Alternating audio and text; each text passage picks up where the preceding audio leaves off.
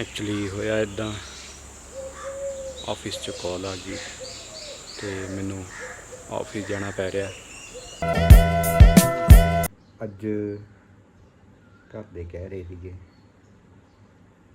ਦੁਕਾਨ ਤੇ ਜਾਏਗਾ, ਉੱਠਣ ਦਾ ਮਨ ਨਹੀਂ ਕਰਦਾ ਪਿਆ ਸੀ ਤੇ ਮੈਂ ਸੋਚਿਆ ਜਾਈ ਆਉਂਦੇ ਹਾਂ।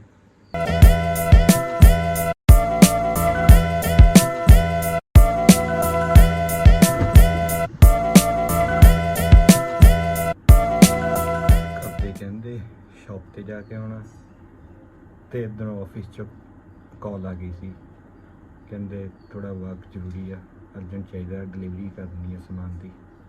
ਤਾਂ ਉਹਦੀ ਕੋਟੇਸ਼ਨਸ ਬਿੱਲ ਰੈਡੀ ਕਰਤੀਆਂ ਸੀ ਤੇ ਕੰਮ ਕੀਤਾ ਜਾਵੇ ਆਫਿਸ ਦਾ।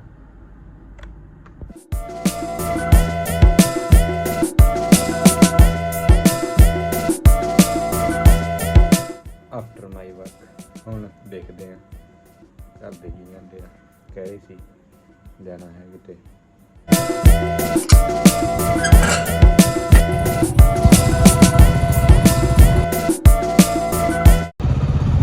ਆਪਾਂ ਜਾ ਰਹੇ ਸੀਗੇ ਸ਼ਾਪ ਤੇ ਆਫਟਰ ਕੰਮ ਕਰਨ ਤੋਂ ਬਾਅਦ। ਬਾਈਕ ਤੇ ਜਾ ਰਿਹਾ, ਬਾਈਕ ਤੇ ਕਰੀਏ ਤਾਂ ਮੋਬਾਈਲ ਯੂਜ਼ ਨਾ ਕਰੋ ਕਿਉਂਕਿ ਮੈਂ ਮੋਬਾਈਲ ਤੋਂ ਸ਼ੂਟ ਕਰ ਰਿਹਾ।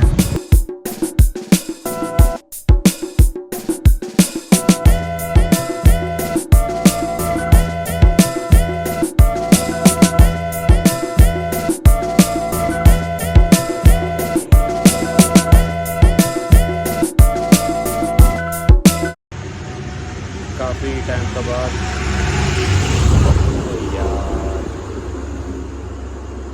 ਹੁਣ ਟਾਈਮ ਜੋ ਹੋ ਚੁੱਕਿਆ 1 ਵੱਜ ਗਿਆ ਤੇ ਧੁੱਪ ਵੀ ਕਾਫੀ ਹੋ ਗਈ ਆ।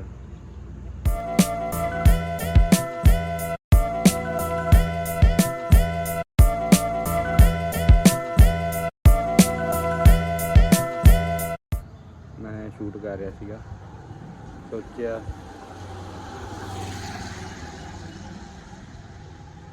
ਇਹ ਅੱਜ ਇੱਕ ਵਲੌਗ ਸ਼ੂਟ ਕੀਤਾ ਜਾਵੇ।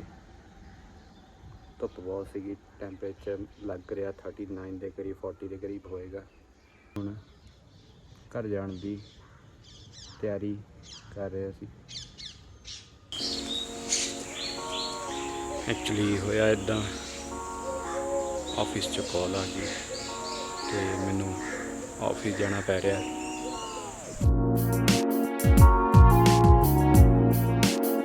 ਦੇਖਦੇ ਹਾਂ, ਕੋਈ ਵਰਕ ਆਇਆ ਸੀਗਾ, ਕੋਈ ਸ਼ੀਟਸ ਬਣਾਉਣੀਆਂ ਸੀ, ਉਹਦੇ ਕਰਕੇ ਹੁਣ ਆਫਿਸ ਜਾਣਾ ਪੈ ਰਿਹਾ।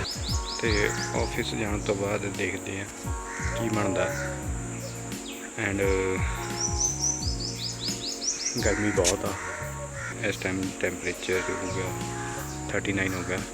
ਟਾਈਮ 2 ਵੱਜ ਗਿਆ।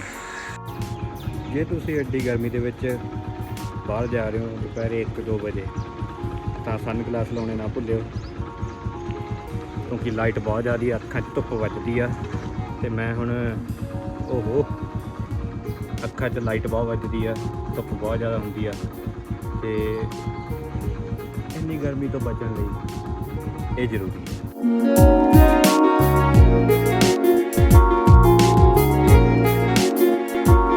ਆਫਿਸ ਪਹੁੰਚ ਗਏ ਸੀਗੇ।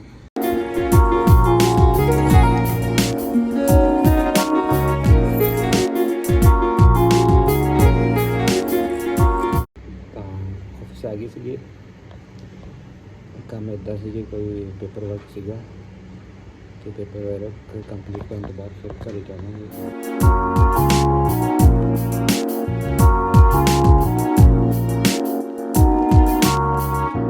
4 ਵੱਜ ਗਏ।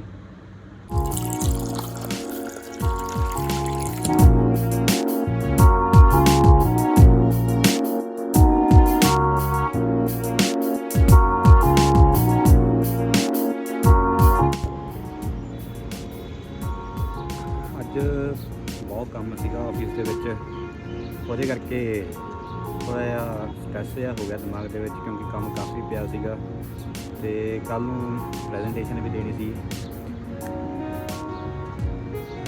ਹੁਣ ਦੇ ਵਿੱਚ ਬਹੁਤ ਚੀਜ਼ਾਂ ਦੇਖੀਆਂ ਹੋਣੀਆਂ ਅੱਜ ਹੋਈਆਂ ਸੀ, ਤਾਂ ਅੱਜ ਲਈ ਬਹੁਤ ਹੈ ਇੰਨਾ। ਫਿਰ ਕੱਲ੍ਹ ਤੋਂ ਨਵਾਂ ਵਲੌਗ ਸਟਾਰਟ ਕਰਾਂਗੇ।